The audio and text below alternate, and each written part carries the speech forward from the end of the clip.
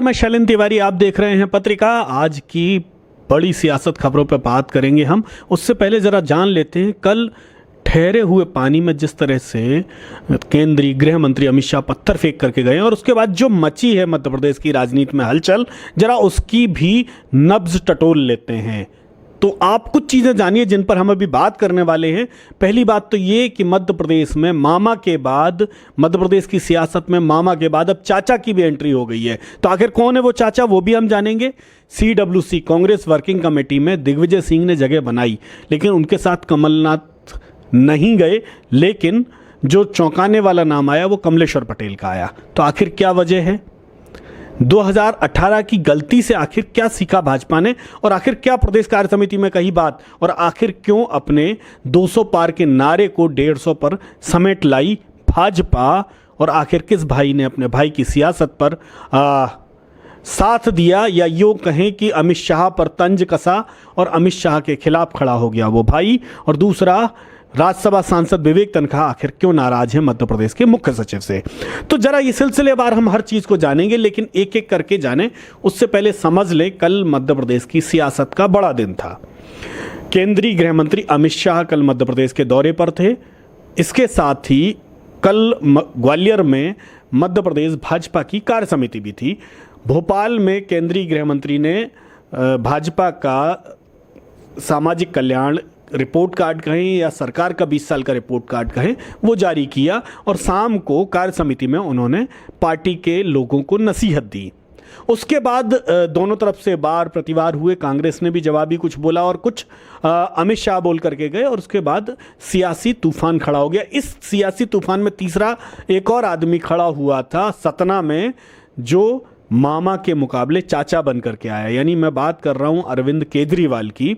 अरविंद केजरीवाल भी कल मध्य प्रदेश में थे और उन्होंने अपने आप को मध्य प्रदेश में बतौर चाचा प्रोजेक्ट किया है। उन्होंने कल अपने भाषण में कहा कि आप मामा पर भरोसा मत करना। उन्होंने कहा कि मामा पर भरोसा मत करना, आप चाचा स्कूल, कॉलेज और अस्पताल आपको देगा और रोजगार साथ में देगा। कल उन्होंने अपनी 10 गारंटी की घोषणा की, जिसमें 9 का तो ऐलान कर दिया, 10वीं रोक ली कि ये 10वीं गारंटी हम आपको बताएंगे जो किसानों और आदिवासियों से जुड़ी हुई होगी। यानी कि 9 जो घोषणाएं थी उनकी, या जो 9 गारंटी थी, उसमें शिक्षा, रोजगार, स्कूल, कॉलेज, इन सब की बात की, और 10वीं उन्होंने कहा किसान और आदिवासियों से जुड़ी हुई है, जिसका ऐलान अभी मैं नहीं करूंगा, जिसको आने वाले समय में करूंगा। यानी कि कोई बड़ा ट्रम्प कार्ड अरविंद केजरीवाल भी अपनी जेब में रखे हुए हैं, जिसको वो चुनाव के थोड़े थोड़े तैयार होते माहौल में धीमे से सरकाने की कोशिश करेंगे। यानी अरविंद केजरीवाल भी सतना के सारे, विंध्य के सारे अपने लिए जमीन तलाश रहे हैं मध्य प्रदेश में। उनकी एकमात्र जो मेयर की सीट है आपकी, वो सिंगरौली में आती है, यानी वो भी विंध्य इलाके का हिस्सा है। तो कहीं ना कहीं उसी इलाके से घुसने की कोशिश कर रहे हैं अरविंद केजरीवाल। तो ये बात तो हुई अरविंद केजरीवाल की। अब मैं बात कर लेता हूं जरा CWC की, कांग्रेस वर्किंग कमेटी, जिसमें मध्य प्रदेश से 2 लोग शामिल हुए हैं। पहला नाम है दिग्विजय सिंह का, और दूसरा नाम है जो चौंकाता है, वो पूर्व मंत्री और विधायक कमलेश्वर पटेल का। कमलेश्वर पटेल विंध्य से आते हैं, और सबसे बड़ी बात यह है कि वो कहीं ना कहीं कांग्रेस के भीतर छुपे रुस्तम के तौर पर काम कर रहे हैं। लगातार धीमे धीमे धीमे वो अपनी एक ग्रोथ ले रहे हैं। जैसे वो राष्ट्रीय सचिव के तौर पर अभी तक जिम्मेदारी निभा रहे थे, कांग्रेस वर्किंग कमेटी में उनकी जगह को कहीं ना कहीं विंध्य की राजनीति से जोड़कर देखा जा रहा है। विंध्य में पटेल और जो कुर्मी बाहुल्य जो पूरा इलाका है, उस बीच में पटेलों के नेता के तौर पर इनको आगे किया जा रहा है। और मध्य प्रदेश के एक बड़े वर्ग में एक मैसेज देने के लिए कांग्रेस ने कमलेश्वर पटेल को आगे किया है, और कमलेश्वर पटेल को उसमें लेकर के आए हैं। वहीं मीनाक्षी नटराजन इस कार्य समिति की स्थायी वर्किंग कमेटी की स्थायी सदस्य बनाई गई हैं, यानी कि वो अलहदा एक मेंबर के तौर पर उसमें रहेंगी। यानी मध्य प्रदेश के हिस्से 3 लोग आ गए। दिग्विजय सिंह का आना इस बात का सबूत है कि दिग्विजय सिंह मध्य प्रदेश के बड़े नेता के तौर पर बरकरार हैं। उनका दबदबा, उनका कब्जा, उनकी हैसियत कांग्रेस के भीतर बनी हुई है। जो लगातार बातें होती हैं कि वो कमजोर हो रहे हैं, तो ऐसा कुछ भी होते हुए दिखाई नहीं दे रहा है। अब एक सवाल बना हुआ था कि कमलनाथ कांग्रेस वर्किंग कमेटी में क्यों नहीं है।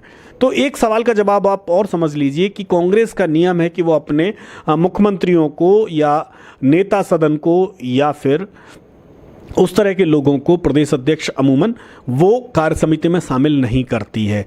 वो कांग्रेस वर्किंग कमेटी में शामिल नहीं करती। उसके पीछे वजह ये है कि कांग्रेस वर्किंग कमेटी में ये लोग स्पेशल इनवाइटीज होते हैं और इनको बुलाया जाता है, तो इसलिए कमलनाथ को इस कार्य समिति में स्पेस नहीं मिला या इसकी ज़रूरत नहीं समझी गई, क्योंकि वो इसके मेंबर तो बतौर प्रदेश अध्यक्ष भी रहेंगे और आने वाले समय में उन्हें मेहनत करनी है मध्य प्रदेश में चुनाव को लेकर के। तो कहीं ना कहीं कमलनाथ को बाहर रखने की वजह ये, बाकी दूसरे नेताओं को जो पीछे किया गया है वो बहुत ही सियासी माहौल और सियासी गुणा गणित के हिसाब से, क्योंकि कांग्रेस कहीं ना कहीं विंध्य के ट्रम्प कार्ड को समझना चाह रही है। पिछला चुनाव कांग्रेस का सबसे कमजोर विंध्य में रहा था और कांग्रेस किसी भी कीमत पर विंध्य को स्ट्रांग करना चाहती है और कमलेश्वर पटेल उसके लिए एक बड़ी उम्मीद के तौर पर है और इसीलिए कमलेश्वर पटेल को वहां पर बड़े दाव के तौर पर उतारा गया है।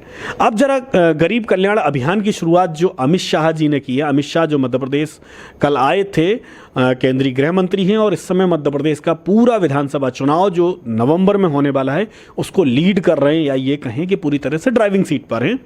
उन्होंने कल भाजपा का 20 साल का रिपोर्ट कार्ड भी जारी किया और उन्होंने कहा कि कांग्रेस भी अपना 50 साल का हिसाब दे, वो भी बताए कि उसने 50 साल में मध्य प्रदेश में क्या किया। लेकिन उससे ज़रा दो चीज़ें समझ लीजिए, दो चीज़ें जो सबसे महत्वपूर्ण इस कल के दौरे में उन्होंने कही। एक बात उन्होंने कही कि पार्टी के लिए काम करें कार्यकर्ता, प्रत्याशी को ना देखें।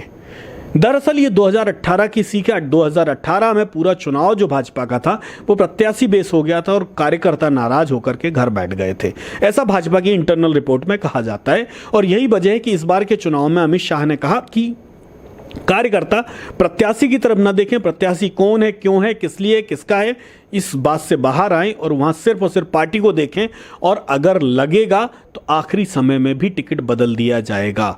तो ये एक जो ये बयान है ये कहीं ना कहीं मध्य प्रदेश में सियासी बगावत या सियासी माहौल को गर्म कर गया है, क्योंकि मध्य प्रदेश में भाजपा ने पहली सूची में 39 नाम घोषित किए हैं, जिसमें से करीब 15 लोगों का विरोध अभी से शुरू हो गया है। और जब विरोध शुरू हो गया है और उस बीच में ये कहा जाना कि अगर ज़रूरत लगी तो आखिरी समय में किसी का भी टिकट बदला जा सकता है, उसका निरस्त भी किया जा सकता है, तो कहीं ना कहीं उस विरोध को हवा दे सकता है। यानी कि अमित शाह दो धारी तलवार पर पांव रख के चले गए हैं। अब देखना यह कि होता क्या है, कि ये कार्यकर्ताओं को मनाने के लिए उन्होंने कहा है या कार्यकर्ताओं को एक मौका मिलेगा इस बयान के सहारे अपना विरोध दर्ज कराने का। दूसरी बड़ी बात जो उन्होंने कही कि उन्होंने कहा कि हमें कम से कम 150 सीटें मध्य प्रदेश में जीतनी है। यानी कि पहली बार भाजपा ने बहुत ही धरातल की बात कही, क्योंकि पिछले 2018 तक भाजपा का नारा 200 पार होता था, जो बहुत ही नॉन प्रैक्टिकल समझ में आता था। लेकिन पहली बार अमित शाह जिस तरह से कल बोल रहे थे, उन्होंने कहा कि हमें 150 सीटें जीतनी है, हमारा रोड फ्रेम यही होना चाहिए, हमारे जो लोग हैं, जो बूथ प्रमुख हैं, जो पन्ना प्रमुख हैं, उनको कैसे काम कर, इवन हर किसी का उन्होंने काम बता दिया।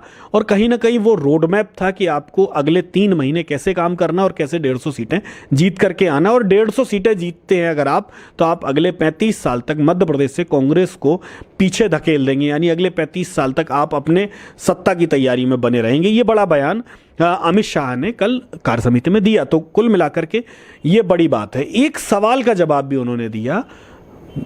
अमूमन बहुत सारे सवाल पूछे गए थे, लेकिन एक सवाल बड़ा महत्वपूर्ण था। उनसे कहा गया कि जब आरोप कमलनाथ पर लगाते हैं, कमलनाथ सरकार पर लगाते हैं आप, तो जांच के अधिकार, जांच भी आपके ही डिपार्टमेंट में कई पेंडिंग है, तो उन जांच पर आप कार्रवाई क्यों नहीं करते हैं? तो उन्होंने कहा कि हम राजनीतिक चीज़ों पर जांच नहीं करते, जांच जहां चल रही है वो चल रही है। लेकिन अगर ये सवाल कमलनाथ ने पूछवाया है तो वो गलती कर रहे हैं, क्योंकि इससे जांच में तेजी आ सकती है। अब इसके मायने आप तलाशिए कि अमित शाह कहना क्या चाहते थे और कह क्या गए हैं या क्या करने वाले हैं। इसका विश्लेषण आप खुद करिए। दो बड़ी चीज़ें इसके बाद और बचती हैं जो मध्य प्रदेश की सियासत को गर्म बनाए हुए हैं। एक बात कल की और एक आज की है। पहले कल की बात से बात करते हैं। कल विवेक तन्खा जो कांग्रेस के राज्यसभा सदस्य भी हैं और मध्य प्रदेश में कांग्रेस का बड़ा चेहरा है और सुप्रीम कोर्ट में सीनियर एडवोकेट हैं, उन्होंने कल अमित शाह के बयानों पर को जवाब देने के लिए, काउंटर करने के लिए प्रेस कॉन्फ्रेंस की। उस पर हम बात कल कर चुके हैं। लेकिन उन्होंने उससे आगे एक बात और कही। उन्होंने कहा कि मध्य प्रदेश के जो मुख्य सचिव हैं वो पार्टी कैडर के तौर पर काम कर रहे हैं। वो ऐसे काम कर रहे हैं जैसे वो राजनीतिक कार्यकर्ता हों और उनको लगातार एक्सटेंशन दिए जा रहे हैं। इसका मतलब है कि क्या मध्य प्रदेश में कोई काबिल IAS मौजूद नहीं है जो चीफ सेक्रेटरी की कुर्सी पर बैठ सके? तो इसके साथ ही उन्होंने कहा कि बेहतर होगा कि खुद मुख्य सचिव इकबाल सिंह बैस अपना पद शनिवार तक छोड़ दें, यानी ये आने वाला शनिवार है तब तक छोड़ दें, अन्यथा वो इसके खिलाफ कोई भी कार्रवाई करने के लिए स्वतंत्र हैं। यानी उन्होंने सीधा सीधा इशारा किया है कि वो सुप्रीम कोर्ट या दूसरे कानूनी कार्रवाई का सहारा ले सकते हैं इकबाल सिंह बैस और मध्य प्रदेश भाजपा सरकार के खिलाफ।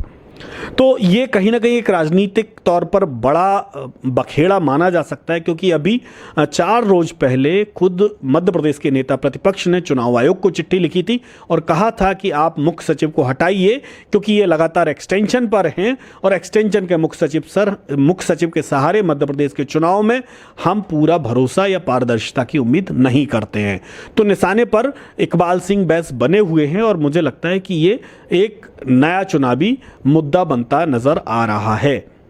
अब एक चलते चलते जो हम आखिरी बात और आपको बताना चाहते हैं कि लक्ष्मण सिंह मध्य प्रदेश के पूर्व मुख्यमंत्री दिग्विजय सिंह के छोटे भाई हैं, भाजपा से लोकसभा सांसद रहे हैं, मध्य प्रदेश में विधायक भी रहे हैं और कांग्रेस से इस समय वर्तमान में विधायक हैं। उन्होंने आज एक ट्वीट किया है। ट्वीट में उन्होंने कहा है कि भाषा को लेकर संयम बरतने की ज़रूरत है। कमलनाथ पर कोई भी भ्रष्टाचार का आरोप आज तक नहीं लगा है, ऐसे में उन पर भ्रष्टनाथ कहना गलत होगा। और इसके साथ साथ दिग्विजय सिंह को अगर बंटाढार कहा जाता है तो उस भाजपा को समझ लेना चाहिए कि उसी भाजपा को 2 बार उनके नेतृत्व में ही कांग्रेस ने हराया है, यानी कि वो 2 बार मुख्यमंत्री बने हैं। तो इसलिए शब्दों को चुनने, शब्दों के आरोप लगाने से पहले भाजपा या दूसरे लोगों को सोचना चाहिए। ये मध्य प्रदेश में 3 दिन के भीतर दूसरे नेता हैं जिन्होंने भाषा को लेकर आपत्ति जाहिर की है। इससे पहले खुद मध्य प्रदेश की पूर्व मुख्यमंत्री उमा भारती भी राजनीतिक भाषा पर आपत्ति जता चुकी हैं। उन्होंने भाजपा और कांग्रेस दोनों को कहा था कि भाषा में संयम, शालीनता और शुचिता होनी चाहिए। आरोप प्रत्यारोप की राजनीति करिए, लेकिन भाषा का संयम रखिए। और अगर 2018 की बात करें तो 2019 के चुनाव में सुमित्रा महाजन तत्कालीन लोकसभा अध्यक्ष ने भी पत्रिका से स्पेशल इंटरव्यू में कहा था कि वो भाषा के गिरते स्तर से खुद भी सहमत नहीं है। भाषा की मर्यादा होनी चाहिए। राजनीतिक आरोप प्रत्यारोप अलग बात है, लेकिन भाषा का संस्कार और भाषा की शुचिता बनी रहनी चाहिए। तो ये उम्मीद मध्य प्रदेश के लोग भी करेंगे, मध्य प्रदेश की जनता भी करेगी। अब ये राजनीतिक दलों को सोचना है कि वो राजनीतिक संस्कारों के बीच में भाषा के संस्कार बचा कर रखते हैं या उनको दरकिनार कर अपने उसी ढर्रे पर आगे बढ़ते हैं जिस पर वो चल रहे हैं। तो हम फिर मिलेंगे कुछ नई खबरें, कुछ नए राजनीतिक विश्लेषण लेकर के, कुछ नई सूचनाएं, कुछ नई जानकारी। तब तक के लिए नमस्कार।